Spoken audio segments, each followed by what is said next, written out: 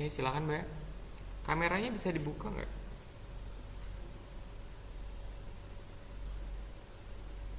Tunggu Pak, pindah ke laptop bentar Pak. Oke.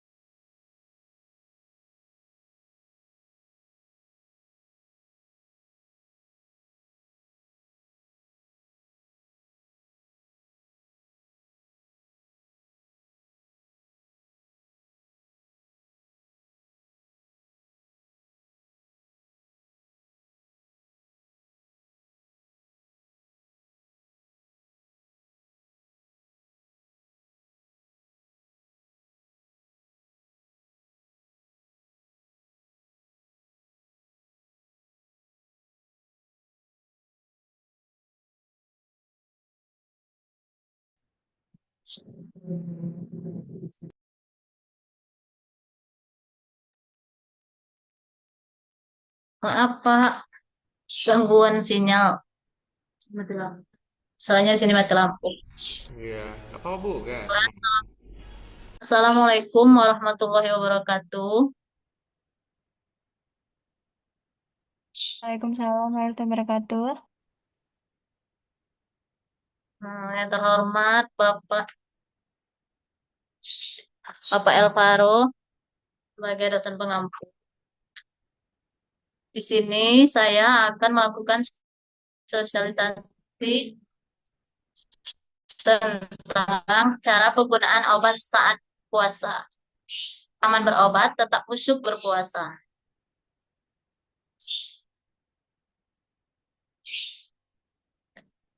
Latar belakang, puasa adalah menahan makan dan minum dari fajar hingga maghrib, tetapi pasien penyakit kronis tetap harus minum obat secara teratur. Perubahan pola makan puasa memaksa penyesuaian jadwal obat agar penyakit tidak kambuh dan ibadah tetap berjalan lancar. Data dan fakta, banyak pasien penyakit kronis seperti diabetes, hipertensi, dan epilepsi yang puasa tanpa penyesuaian obat yang tepat. Survei masyarakat menunjukkan pengetahuan tentang cara minum obat saat puasa masih rendah, sehingga edukasi ini sangat dibutuhkan.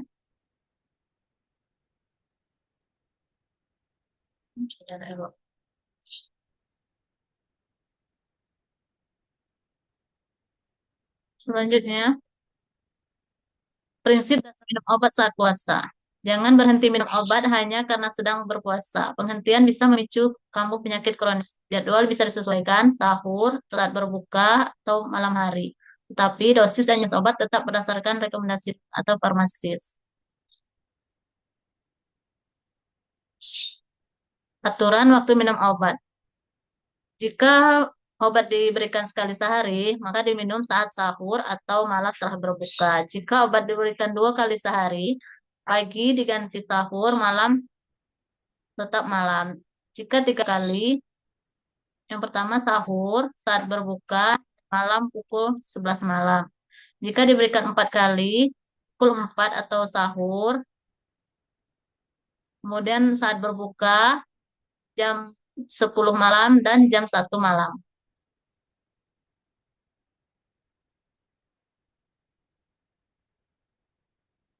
Lanjut.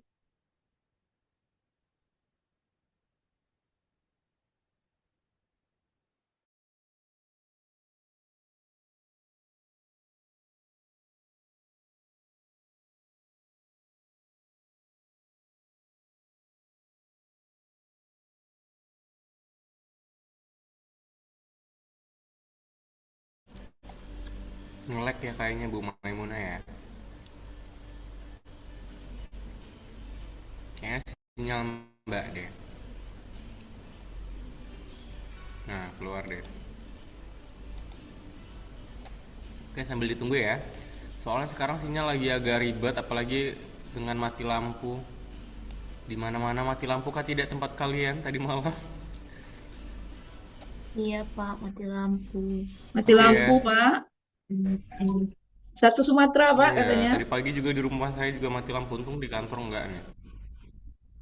Udah, serem Iya. banget nih.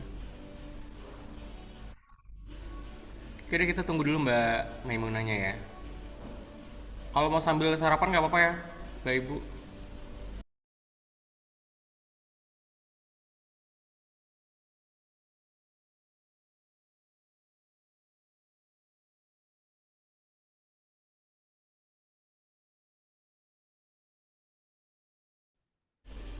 Setelah Mbak Maimunah, Ini ketika Mbak Waldani ada nggak ya? Nanti habis Mbak Maimunah, Mbak Waldani ya, siap-siap ya. Mbak Maimunah gimana? Terpelanting sepertinya. Sinyal, Pak, di sini mati lampu. Iya, gitulah ya. Hilang-hilang timbul, Udah, nggak Pak. apa-apa, dimaksimalkan aja Mbak, nggak apa-apa, nggak apa-apa. Ya, dilanjutin silakan.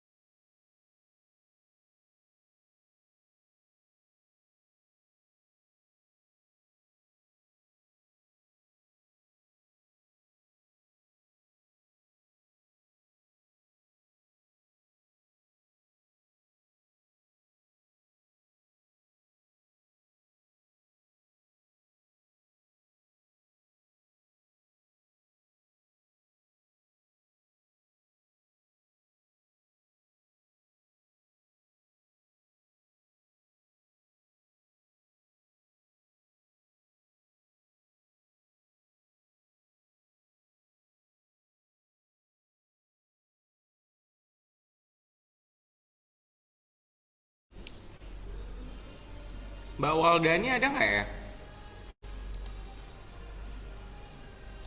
Coba cek di sini. Waldani, Waldani. Maaf, Pak. Pak, Bapak Ibu Waldani, sinyalnya dia mati lampu juga, Pak. Dia Oh, bilang dia hilang timbul sinyalnya, Pak. oke, oke, oke, oke. Kita ke Gimana, Pak? Dilanjutkan atau? lanjutkan, lanjutan Bu, nggak apa-apa Mbak. Habis Mbak Maimunah Mbak Sari Mustika ya. Sari Mustika sepertinya aman nih sinyalnya. Oke, silakan Mbak. Ya. Dampak sosial positif dan negatif. Positifnya, masyarakat yang mempunyai banyak penyakit kronis tetap sehat dan percaya diri saat berpuasa.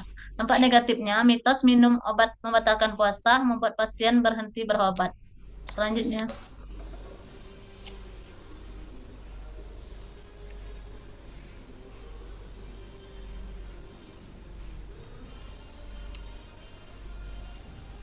tips singkat untuk pasien. Yang pertama, catat jadwal obat dan sesuaikan dengan sahur dan berbuka. Yang kedua, gunakan alarm atau handphone untuk mengingat minum obat. Yang ketiga, segera konsultasi ke dokter atau farmasis jika bingung atau ingin mengganti jadwal.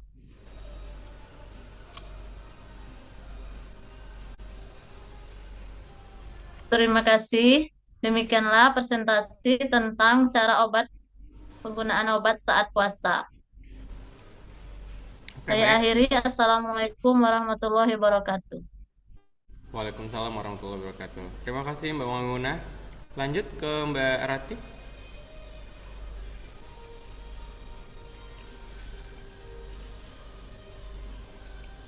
Sari enggak, Pak? Siapa? Sari. Sari ya, Sari, sorry. Sari Mustika.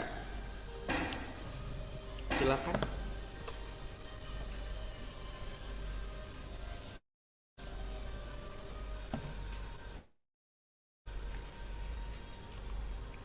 Habis Mbak Sari Mustika, kita ke Ratih ya.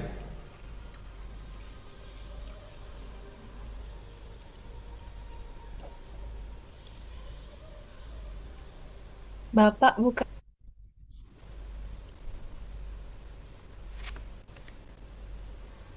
Baik.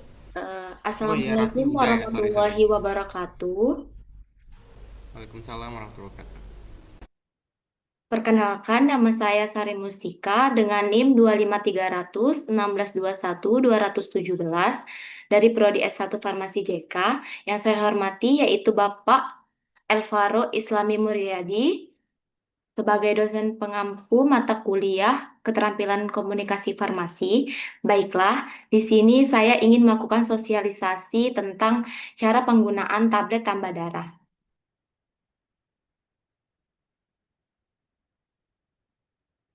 Baik, yang pertama yaitu latar belakang.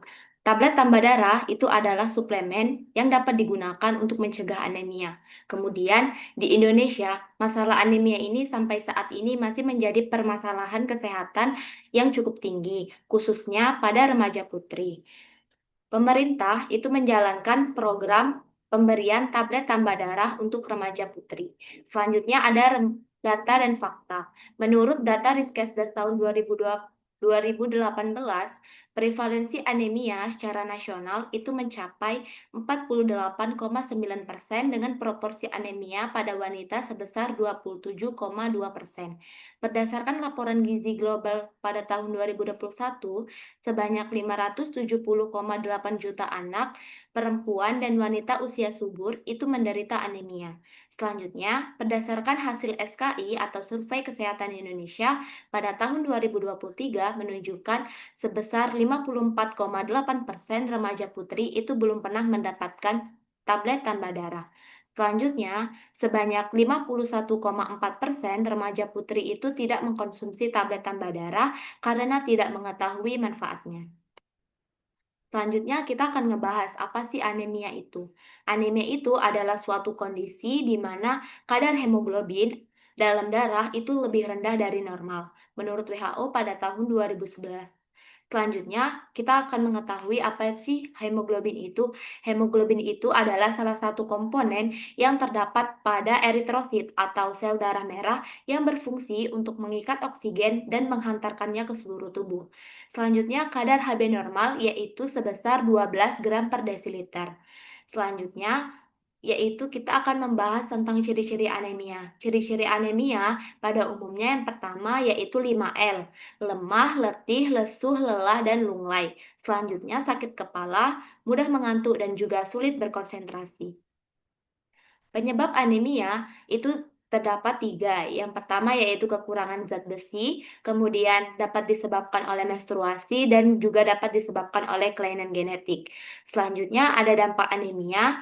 Anemia dapat berdampak pada penurunan daya tahan tubuh, kemudian dapat berdampak juga pada penurunan kebugaran dan ketangkasan berpikir, dan juga dapat menurunkan prestasi belajar. Selanjutnya, bagaimana pencegahan anemia? Anemia dapat dicegah dengan cara yang pertama, meningkatkan asupan makanan sumber zat besi. Yang kedua, fortifikasi makanan dengan zat besi. Kemudian yang ketiga yaitu pemberian tablet tambah darah. Selanjutnya kita akan ngebahas apa sih tablet tambah darah itu. Tablet tambah darah adalah tablet yang mengandung zat besi dan juga asam folat untuk kesehatan. Selanjutnya, manfaat tablet tambah darah itu yang pertama yaitu untuk mencegah anemia, menambah energi, membantu konsentrasi belajar, dan menyiapkan kesehatan calon ibu di masa depan. Sasaran konsumsi tablet tambah darah pada remaja putri usia 10-19 tahun perlu mengkonsumsi tablet tambah darah, yaitu satu tablet setiap minggu dan satu tablet setiap hari saat menstruasi.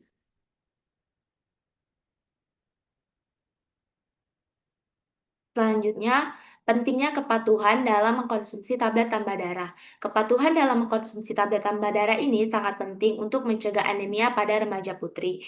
Kemudian, diskusi dengan petugas kesehatan untuk membantu memberikan pemahaman tentang manfaat tablet tambah darah.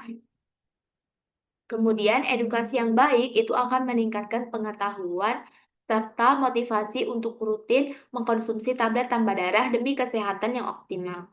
Selanjutnya ada dampak sosial. Yang pertama itu meningkatkan kesehatan masyarakat, yang kedua meningkatkan prestasi belajar dan kerja, kemudian yang ketiga menurunkan risiko stunting, dan yang keempat meningkatkan kesadaran gizi. Selanjutnya ada tips agar kita itu tidak lupa untuk minum tablet tambah darah. Yang pertama, kita itu pasang alarm sebagai pengingat. Yang kedua, itu kita tandai jadwal mengkonsumsi tablet tambah darah. Kemudian, kita itu dapat minum tablet tambah darah bersama teman. Dan yang terakhir, letakkan tablet tambah darah itu di tempat yang mudah diingat. Selanjutnya ada kesimpulan. Kesimpulan dari sosialisasi ini, yang pertama, tablet tambah darah itu sangat penting untuk mencegah anemia. Yang kedua,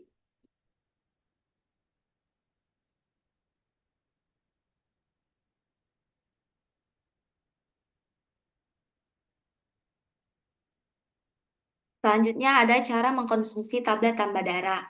Nah, untuk mengkonsumsi tablet tambah darah, ada beberapa langkah yang dapat kita lakukan. Yang pertama, kita saat mengkonsumsi tablet tambah darah itu harus disertai dengan penerapan asupan makanan bergizi seimbang yang cukup protein dan juga kaya zat besi. Kemudian, kita itu dapat mengkonsumsi tablet tambah darah itu dengan air putih dan mengkonsumsi sumber buah-buahan seperti sumber vitamin C seperti buah jeruk, pepaya, mangga, jambu biji itu dapat meningkatkan penyerapan tablet tambah darah lebih efektif, dan kita tidak boleh meminum tablet tambah darah itu dengan teh, kopi, atau susu karena hal tersebut akan dapat menghambat penyerapan zat besi. Kemudian jangan minum tablet tambah darah dalam kondisi perut kosong karena di dalam tablet tambah darah ini terdapat asam folat. Selanjutnya, hal-hal yang harus dihindari yang pertama yaitu obat-obatan tertentu, suplemen kalsium, minuman berkafein, dan juga produk tinggi serat. Selanjutnya, yang terakhir ada kesimpulan. Kesimpulannya, yang pertama, tablet tambah darah itu sangat penting untuk mencegah anemia. Yang kedua, kita dapat mengkonsumsi tablet tambah darah, dan konsumsi tablet tambah darah itu harus dilakukan secara rutin dan juga benar. Selanjutnya, remaja sehat itu akan menjadi remaja yang kuat dan juga produktif. Baik, di sini ada slogan remaja sehat bebas anemia. Ayo kita minum tablet tambah darah. Cegah anemia, tingkatkan prestasi. Terima kasih. Wassalamualaikum warahmatullahi wabarakatuh. Waalaikumsalam. Mbak Sari ini D3 di Poltekkes kemarin ya? Halo. Iya, Bapak, di tiga Baru lulus reproduksi. kemarin atau gimana? Iya, Pak. Iya, PowerPoint-nya bagus ya. Saya suka nih teman-teman dari Poltekkes. PowerPoint-nya jelas, Terima kasih, Bapak. lugas, nggak hebring tapi itu informatif. Ada daftar pustakanya, ada citasinya, ini keren ya, luar biasa. Patut diapresiasi. Teman-teman yang lain boleh dilihat ya. Jadi saya sangat menghargai sekali kalau PowerPoint teman-teman tuh nggak pakai gamma AI, nggak pakai apa tuh. Jadi dia langsung generate di AI, langsung ketik buatkan saya PowerPoint tentang ini, jebret semuanya di copy paste, nggak diapa-apain. Nah itu saya kurang appreciate ya. Jadi kalau misalnya mau pakai AI boleh, tapi maksudnya jangan plek ketiplek diambil, harus dipilah-pilah mana yang bisa diambil, mana yang enggak. Terus mana yang kurang lengkap dilengkapi. Kalau ternyata tidak perlu ditampilkan tidak perlu gitu ya. Jadi pakai AI bukan nggak boleh, boleh-boleh aja, tapi maksudnya jangan hanya gunakan waktu 1-2 menit aja. Tolong di cross check gitu ya. Untuk Mbak Sari makasih ya, presentasinya luar biasa keren. Oke, kita lanjut Terima kasih, Pak. ke Septiani.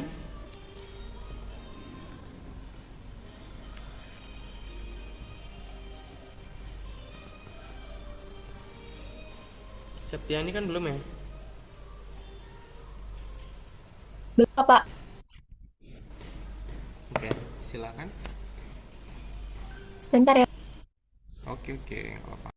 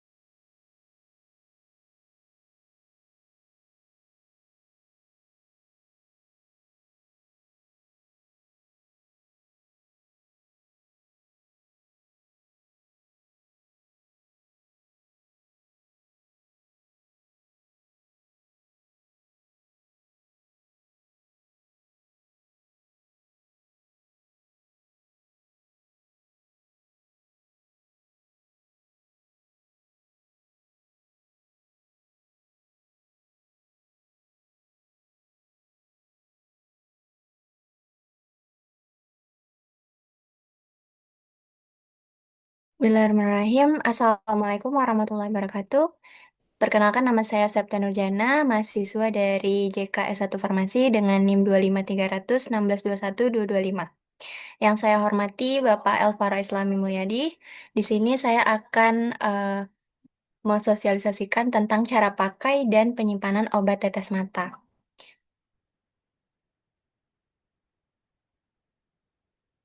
Latar belakangnya berdasarkan data, yaitu kajian literatur tingkat pengetahuan masyarakat tentang penggunaan obat tetes mata tergolong cukup baik hingga 51-65,67%.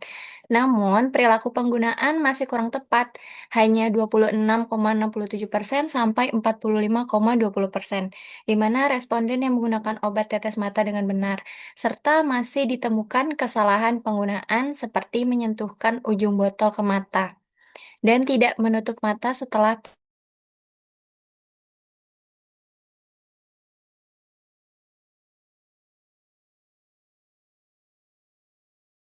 adalah sediaan steril berupa larutan atau suspensi yang digunakan.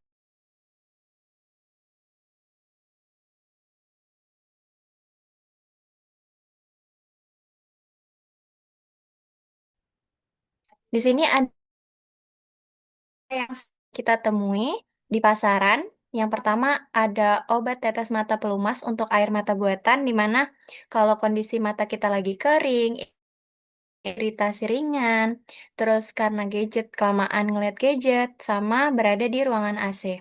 Di sini ada contohnya Insto Dry Ice.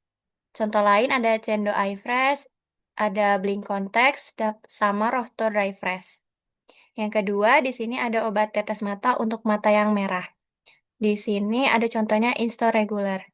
Biasanya untuk kemerahan pada mata akibat debu, asap, atau iritasi ringan. Contoh lain di sini ada Rotokul, Rotovi Extra, sama Braito. Yang ketiga ada obat tetes antibiotik yang mungkin jarang dipakai tapi tetap ada yang memakai.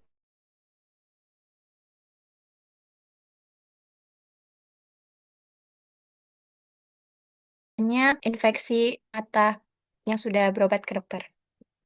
Di sini ada obat tetes mata, keadaan mata dengan alergi, meredakan mata gatal, berair, dan merah akibat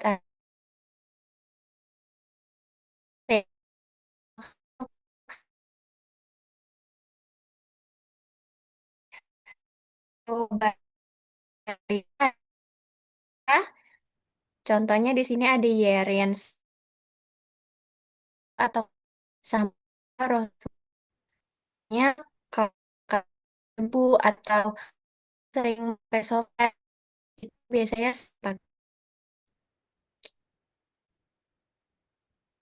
menggunakan obat tetes mata yang sama itu pastinya kita dengan dan air.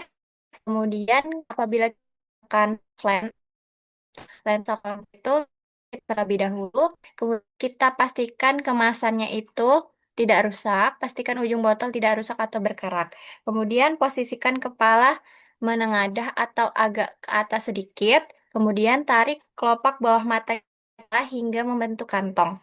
Kemudian pegang botolnya, terus itu teteskan perlahan-lahan ke kantung kelopak mata tanpa menyentuhkan mata.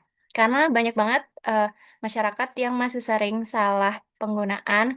Mungkin efek sampingnya tidak begitu terlihat pada beberapa orang, tetapi ada yang bisa sampai infeksi atau malah matanya menjadi merah.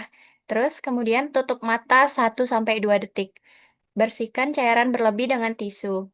Dan jaga kebersihan botol, jangan sampai menyeka atau membilas ujung botol. Kemudian tutup rapat botol setelah digunakan. Yang terakhir, cuci tangan kembali untuk membersihkan sisa obat yang mungkin menempel di tangan.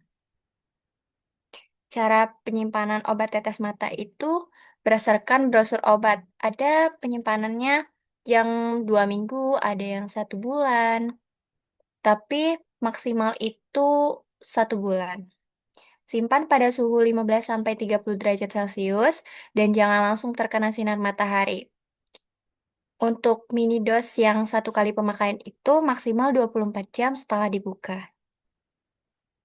Baik, mungkin itu saja yang dapat saya sampaikan. Saya akhiri. Wassalamualaikum warahmatullahi wabarakatuh.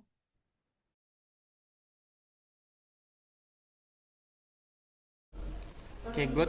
Ini materinya bagus juga ya, sangat informatif dan lengkap. Jadi saya sebagai pembaca juga gampang untuk memahaminya gitu ya. Oke, makasih Mbak Sitiani. Kita lanjut ke berikutnya.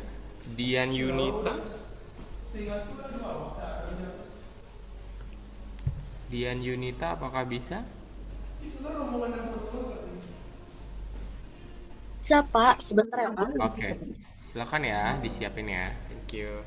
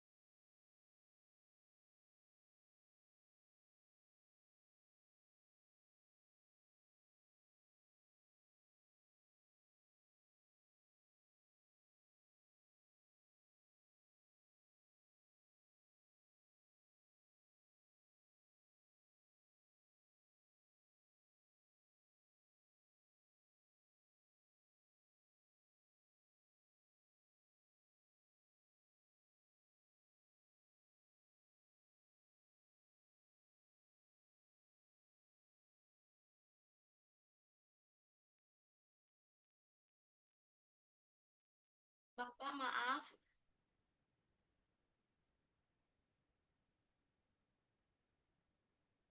Pak, saya Venya Kemali Alda yang tadi disebutin di awal udah ada. Tadi kami lagi di jalan, Pak. Gimana? Tadi Bapak nyebut nama kami di awal, cuman kami tadi lagi di jalan. Oh Sekarang udah iya. di rumah. Oke, sip. Silahkan dilanjutkan, Mbak Dian. Assalamualaikum warahmatullahi wabarakatuh.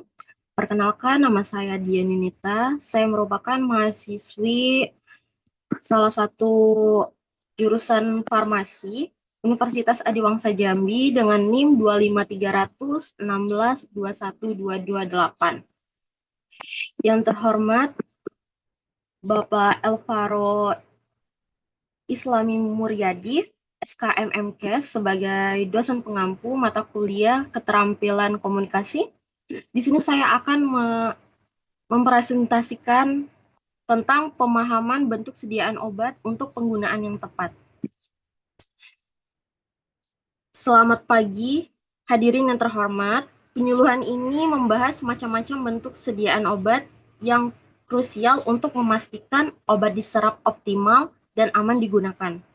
Pemahaman ini guna untuk membantu pasien dan tenaga kesehatan memilih sesuai kebutuhan rute pemberian. Sebelumnya, kita akan mengetahui apa itu bentuk sediaan obat. Bentuk sediaan obat adalah formulasi fisik obat yang siap digunakan, dibagi berdasarkan keadaan fisik seperti padat, semi-solid, cair, dan gas, untuk menjamin kenyamanan, stabilitas, dan dosis yang tepat.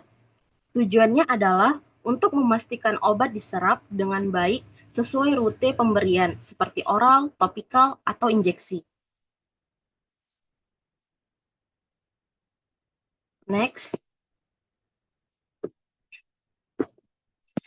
Bentuk sediaan obat diklasifikasikan menjadi 4 kelompok utama berdasarkan konsistensi, seperti solid atau biasa kita ketahui bentuk sediaan padat, semi-solid, setengah padat, liquid atau cair, dan gas. Untuk sediaan solid, umumnya itu berbentuk stabil, mudah disimpan, dan dosisnya akurat. Untuk sediaan semi-solid, digunakan untuk diaplikasikan di kulit atau mukosa. Efeknya lokal atau sistemik. Sediaan liquid biasanya mudah diserap dan cocok untuk anak atau manula. Dan bentuk sediaan gas biasanya digunakan untuk inhalasi cepat. Contoh sediaan solid atau sediaan padat. 1. Tablet. Sediaan tablet ini berbentuk sediaan padat, cakram dari bahan obat dan eksipien yang diisi pengisi dan pengikat, biasanya dikonsumsi secara oral. Contohnya jenis tablet kunyah atau Evervance, berbusa di air, enterik, larut di usus, ODT, larut di mulut. Kelebihannya dosis tepat dan stabil. 2. Kapsul. Kapsul adalah obat dalam cangkang gelatin keras atau lunak, gunanya untuk melindungi rasa pahit. Digunakan secara oral, pelepasan cepat atau lambat. 3. Puyer atau serbuk. Yang terbuat dari bubuk halus dicampur air untuk diminum. Contohnya Lactobi dan Oralit.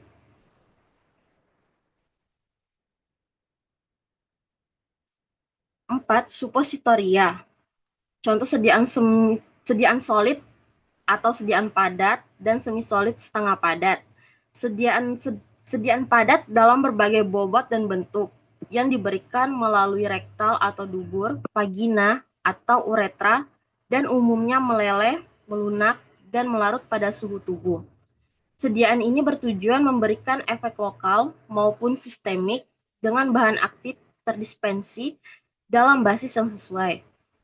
Sediaan semi-solid umumnya berbentuk lembut, dioles ke kulit atau mukosa untuk efek lokal.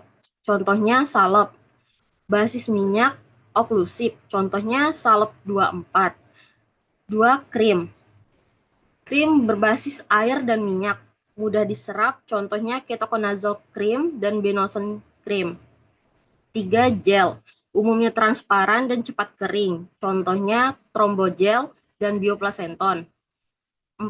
Pasta, umumnya lebih kental dan pelindung. Contohnya pasta gigi.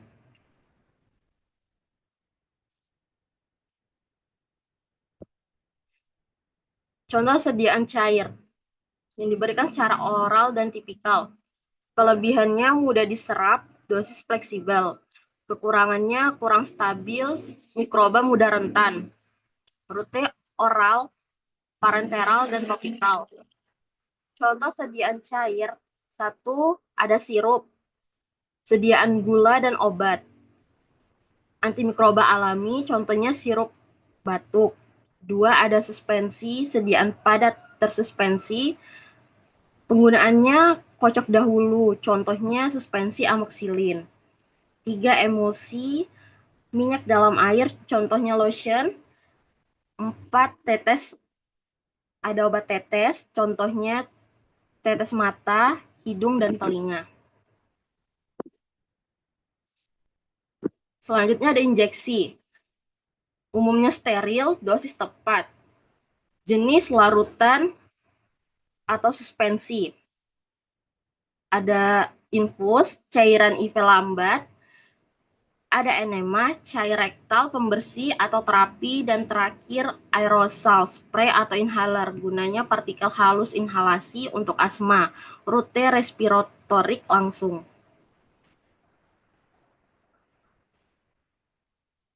Penutup, bentuk sediaan disesuaikan rute, pasien, dan tujuan terapi untuk hasil optimal.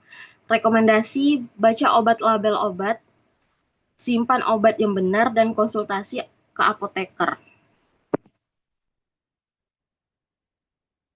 Sekian, terima kasih.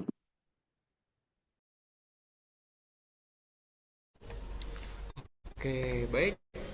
Ini boleh lihat slide-slide berikutnya lagi Mbak, terus geser terus sampai ke nomor 1. Yes, ini PowerPoint-nya saya sangat apresiasi ya, bagus sekali, sangat informatif dan gampang dipahami. Jadi buat yang belum maju, saran saya boleh lihat yang sudah maju hari ini, beberapa tuh detail informasinya, gambarnya ada, penjelasannya jelas. Jadi saya ingatkan lagi, pakai AI boleh, tapi jangan lupa untuk dikoreksi, dicek satu persatu. Ya, jangan sampai semuanya full AI, jadinya nggak kelihatan kalau itu informatif. Kalau yang seperti Mbak Dian ini kan enak ya, bacanya enak, gampang, mudah dipahami. Paling masukannya sedikit kalau misalnya ada daftar pustaka atau ada citasi sumber, itu jauh lebih baik. Gitu aja paling ya. Terima kasih Mbak Dian. Buat teman-teman yang mati lampu, semoga segera hidup lampu ya kita semua. Ini kayaknya kita deritanya sama nih, mati lampu se-Sumatera Raya ini kan. Baik, karena waktu tinggal 3 menit lagi sampai sini, ada pertanyaan buat yang belum maju, ini masih lumayan banyak ya. Kita akan lanjutkan minggu depan. Ada pertanyaan atau tidak? Kalau tidak ada, silakan boleh di absen terlebih dahulu ketua kelas.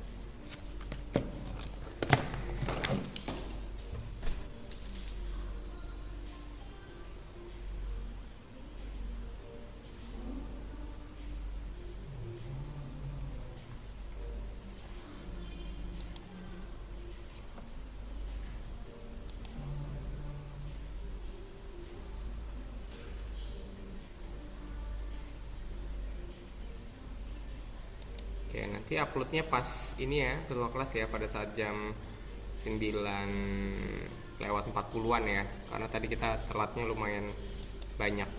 Tadi telatnya kita berapa menit? 7 menit. Nah, jadi tolong lebihkan 7 menit juga untuk absennya. Begitu ya, sampai sini tidak ada pertanyaan. Jika tidak, saya akan akhiri. Tidak, Pak. Tidak ada ya. Oke, baik, terima kasih banyak. Kurang lebih saya mohon maaf. Wabillahi taufiq wal hidayah. Wassalamualaikum warahmatullahi wabarakatuh. Selamat siang semuanya. Waalaikumsalam warahmatullahi wabarakatuh. Assalamualaikum warahmatullahi wabarakatuh.